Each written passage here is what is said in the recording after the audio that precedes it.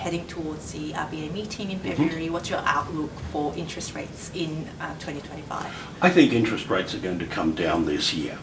And while I wouldn't say the first meeting of the year is a lay-down misere for cutting interest rates, I think it's more likely than not that at the first meeting of the Reserve Bank on the 17th and 18th of February, we will see them cut the cash rate for the first time.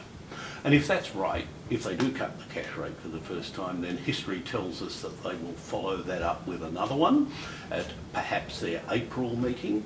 And there should be scope, in my view, for a third rate cut sometime in August. So that would see the cash rate coming down to 3 point something.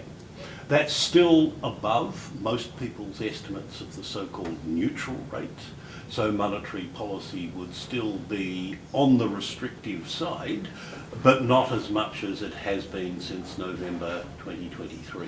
Why do I say that?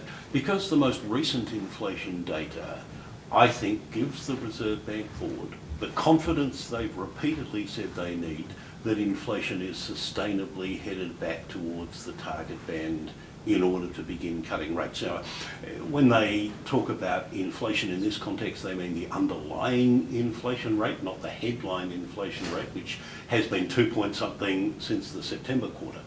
But the measure that they look at, the trimmed mean, was only 3.2% over the year to the December quarter.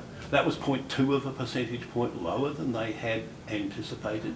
And while 0.2 might not sound very much, being on the wrong side of it by 0.2 of a percentage point in the second half of 2023 was enough to prompt them to make that last rate increase in November 2023.